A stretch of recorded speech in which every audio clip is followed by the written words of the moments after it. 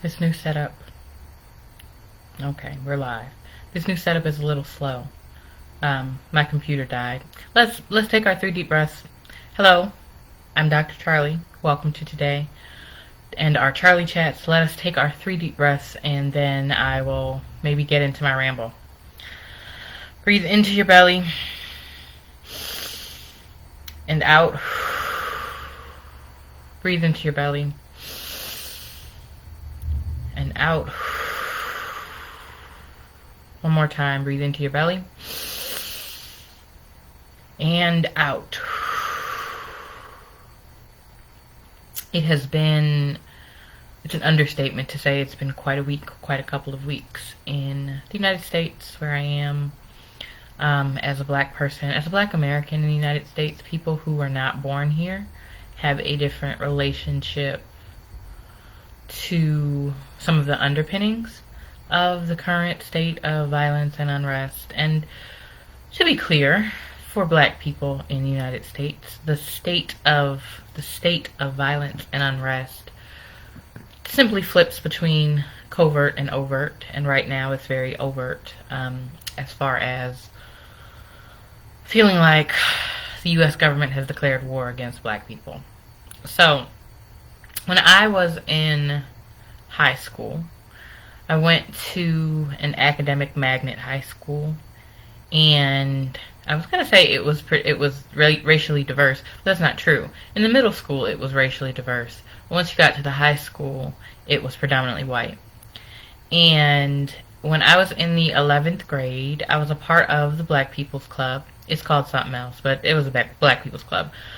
And we decided as a group that we were tired of our assembly being the one that people came to laugh at. That they came and there was humor and it was this and it was that.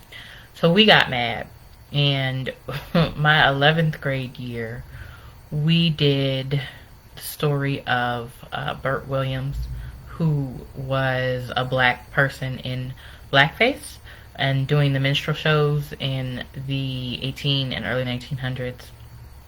And because my school also had a middle school and the assembly would be performed for both the high school and the middle school, we had to do a lot of legwork, the Black People's Club. We had to go to the middle school classrooms and basically do a workshop that said, we know, it doesn't matter where you came from, but we know that right now you're in kind of a racially mixed place, and this assembly might make you look at the white person sitting next to you, who is your friend, or you thought was your friend, but it might make you look at them differently. And I think that this is a similar time in writ large, as it were. I remember that in 11th grade, I spent a lot of time. I was one of the leaders of the Black People's Club at the time, and I spent a lot of time in the vice principal's office, the black vice principal's office, to be sure. And let me caveat here that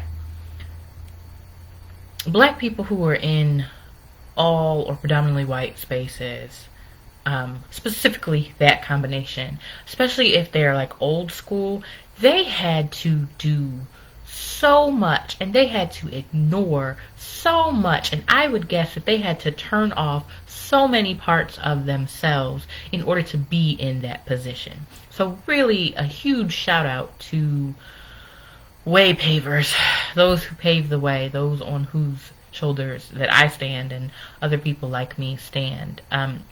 So huge shout out to Mrs. McCrae, who we didn't get along when I was in high school, but I certainly get it now. She and my mom were nearly on first name basis by the end of my junior year in high school.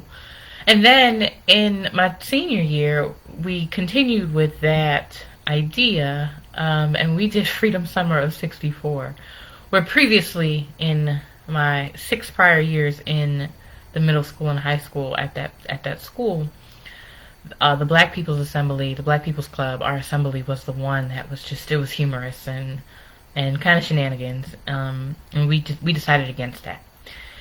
And so collectively, that's what's happening. There is, and this isn't the first time, this isn't new, This isn't, oh my goodness, I've never experienced this before. Chances are you have. Chances are, if you are an elder or over probably about 45 or so, you've experienced some form of this in one way or another. It might have been the Rodney King beating by the police in Los Angeles in the early 90s. It might have been, if you're an elder, you might have experienced the tumultuous 60s and 70s and the Black Panther Party, which was absolutely in self-defense of really just keeping black folks alive and policing their own areas because of the police brutality and civil unrest that was happening at the time. If you're from Philly, you also know about MOVE, where the Philadelphia police literally bombed a residential house for a group of black folks who were a little too free. They were a little too forward thinking in their lifestyle. And so the Philadelphia police bombed. The MOVE bombing is also a thing. So this is not new. This is not, those are just examples that those are some examples that I can come up with off the top of my head. There are many, many, many others.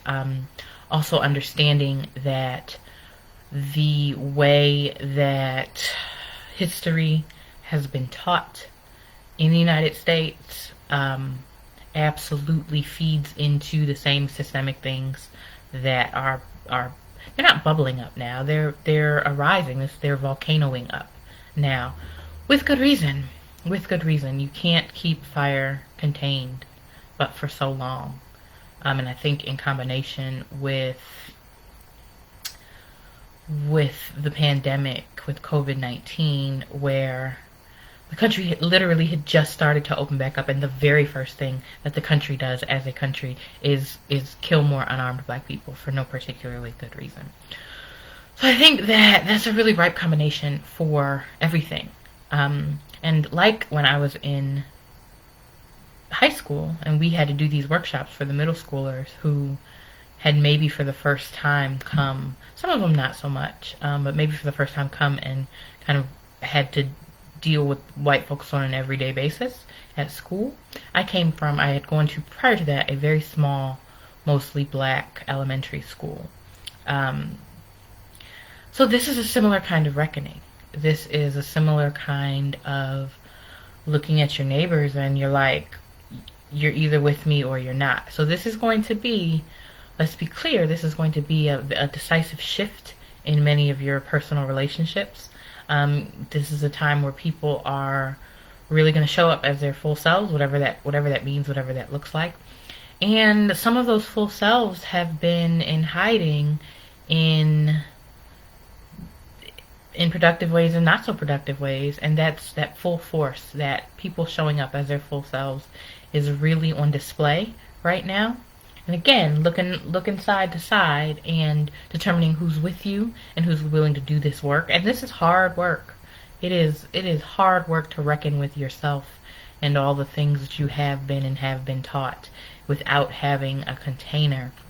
And if you're a white folk, your feelings have previously been taken into consideration and they're just not at this point. And understand that comes from a place too. That comes from a place of hundreds of years, thousands, depending on who your people are, of you not listening, not taking up the mantle for yourselves. And so that time is now. The time where you're either going to be about this work or you're not. It's going to show up full frontal. It's going to show up in full force, whether you like it or not, whether you want it to or not, whether you accept it or not. It's going to show up. And let's be clear, the people who can do the work, the people who can sit in the difficulty, who can find ways through, those are the people who are going to help build whatever this world coming out of this, whatever it looks like. So you have a really key opportunity here. You're either with us or you're not. And understand that what has been happening is no longer sustainable. And so the unsustainability of it, you can hold on to that if you want to, or you can figure out a way forward, which means doing very challenging, difficult work, and and coming to be one of the holders, one of the pioneers in that sense. So that's really a choice that where we are right now. You're either with us or you aren't. And so if you think you about that life, the reckoning life, the changing, the how do we do this different life, and you got your work cut out for you. And don't expect sympathy or even empathy from black and brown folks in the United States, or globally even. I can't speak for a global population. I can't speak for the United States population. Frankly, I can speak for my own self.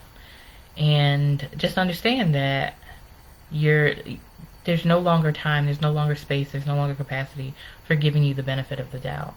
You're not going to get a lot of it right. The goal is to keep trying. You keep trying until you do get it right, until you do get invited into spaces. But until that point, I'm looking to the side. You're either with us or you aren't. So that choice is up to you. What are you going to decide? I'm Dr. Charlie. Until we meet again, take great care.